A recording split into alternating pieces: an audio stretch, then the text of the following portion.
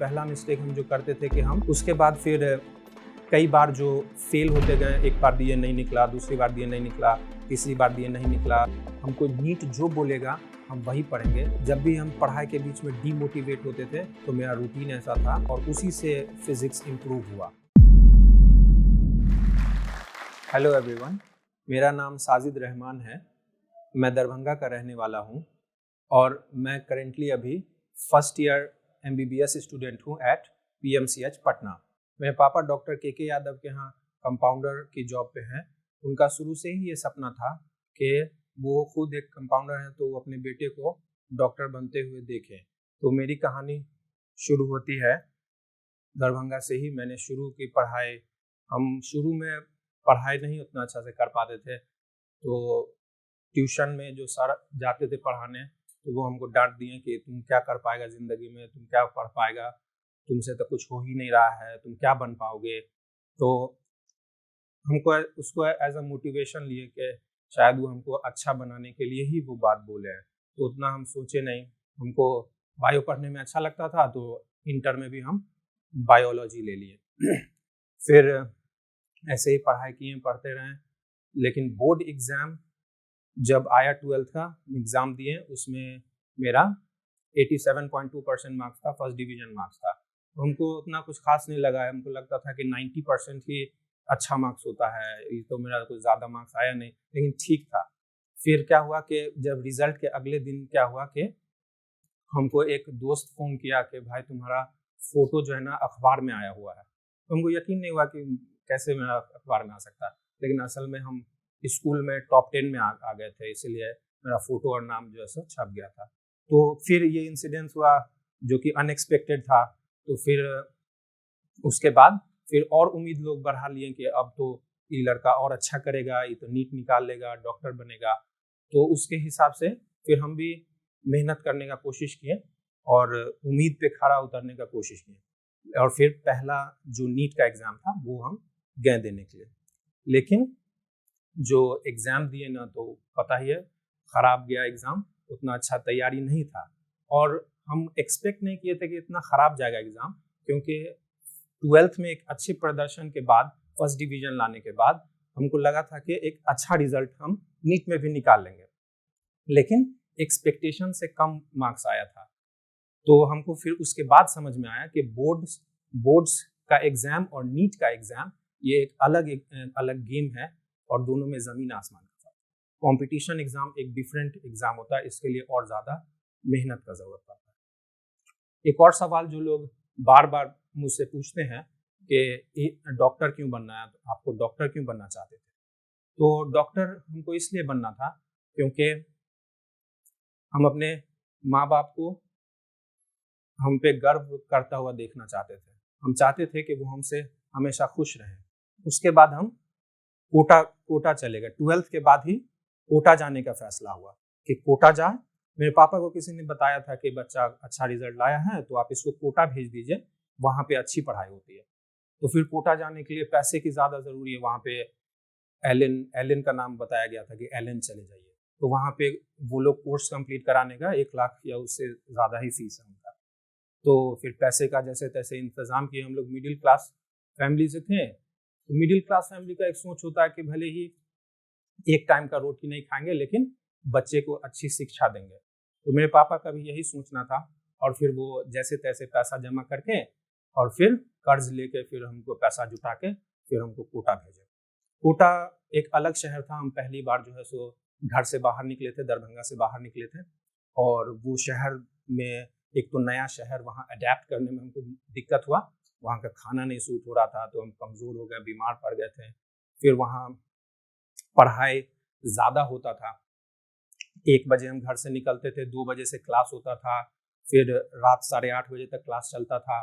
फिर 9 बजे 9:30 बजे हम लोग जाते थे घर, मेस में खाना खाते थे तो 10 बज जाता था, ज़्यादा लेट हो जाता था।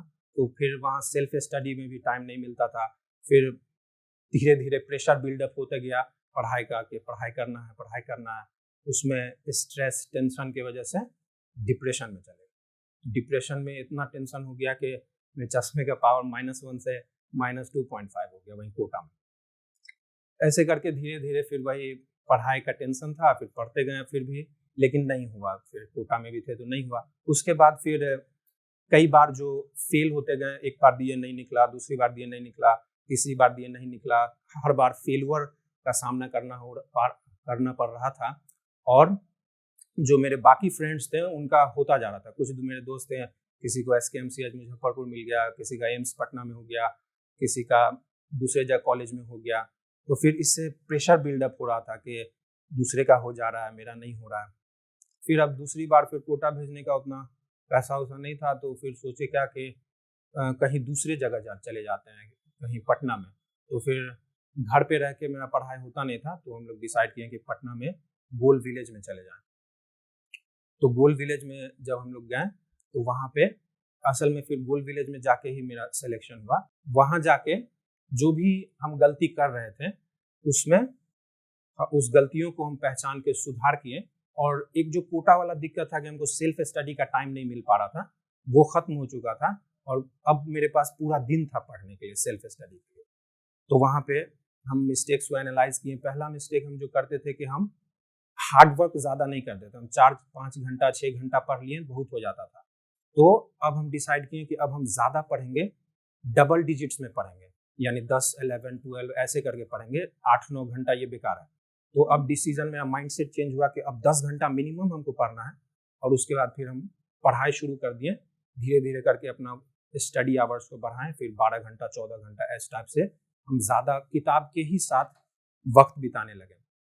कितना बोर होते थे, कितना भी बोर होते थे, तो हम सब्जेक्ट चेंज करते। बोर होता है तो आदमी क्या करता है, टॉपिक चेंज करता है।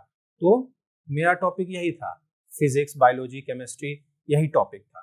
तो हम फिजिक्स पढ़ते थे, फिर फिजिक्स पे बोर हो गए तो केमिस्ट्री उठा लिए, केमिस्ट्री से बोर हो गए तो बायोलॉजी उठा लिए। इसी टाइप से हम पढ़ाई करते थे। दूसरी गलती जो मैं कर रहा था वो था कि हम बायो ज़्यादा पढ़ते थे और फिजिक्स को कम टाइम देते थे। तो मैंने क्या किया कि मैंने बोला कि नहीं, हमको बायोलॉजी से उतना प्यार नहीं है, हमको जो है सो नीट से प्यार है, हमको डॉक्टर बनने से प्यार है। हमको नीट जो बोलेगा हम वही पढ़ेंगे। उसके बाद हम फिजिक्स, केमिस्ट्री, बायो तीनों को टाइम देने लगे और फिजिक्स को ज़्यादा टाइम देने लगे क्योंकि वो मेरा वीक सब्जेक्ट था। कमज़ोर सब्जेक्ट को ज़्यादा टाइम दिए। तो मेरा रूटीन ऐसा था कि 8 बजे उठना फिक्स था, फिर 15 मिनट में हम तैयार हो जाते थे। उसके बाद फिर पढ़ने के लिए चले जाते थे लाइब्रेरी में। हम उसके बाद फिजिक्स, सबसे पहले फिजिक्स मेरा था कि उठते ही फिजिक्स पढ़ना है और मोटिवेशन रखते थे कि 12 घंटा पढ़ना है, एक बड़े पार्ट को कवर करना है, ऐसा मोटिवेशन रखते थे ताकि ज़्यादा से ज़्यादा पढ़ सकें। जब भी हम पढ़ाई के बीच में डीमोटिवेट होते थे तो हम अपने आप को समझाते थे कि हमको मेडिकल कॉलेज जाना है, अभी ऐसे नहीं हार सकते, अभी मेरा गोल कंप्लीट नहीं है, अभी ये पढ़ना है, वो पढ़ना है। तो ऐसे हम बीच में रुकते नहीं थे। उसके बाद सुबह उठते ही हम फिजिक्स पढ़ते थे और 2 बजे तक फिजिक्स ही लेके बैठे रहते थे। फिजिक्स ही का क्वेश्चन सॉल्व करते थे। क्वेश्चन ज़्यादा से ज़्यादा फिजिक्स में सॉल्व करना होता है, पढ़ना नहीं होता है फिजिक्स को। और उसके बाद फिर 2 बजे खाना खाने जाते थे। खाना थोड़ा ही खाते थे ताकि नींद ना आ जाए। फिजिक्स जो हम इतना देर पढ़ लेते थे तो मेरे अंदर एक मोटिवेशन रहता था कि हम कोई वर्थलेस इंसान नहीं है, हम कोई नालायक आदमी नहीं है, हम दिन खराब नहीं किए अपना, हम पढ़ाई कर रहे हैं। और इससे और जज्बा मिलता था और आगे पढ़ने का। उसके बाद हम केमिस्ट्री उठा लेते थे खाना खाने के बाद, फिर केमिस्ट्री फिर रात के खाने तक पढ़ते थे और उसके बाद फिर बायोलॉजी पढ़ते थे। तो ज़्यादा जो टफ सब्जेक्ट था उसको हम उठते ही पढ़ते थे। अब बायो जो आसान था तो उसको हम अंत में पढ़ते थे ताकि उस टाइम में, लास्ट टाइम में आदमी थक जाता है तो उस टाइम में पढ़ते थे।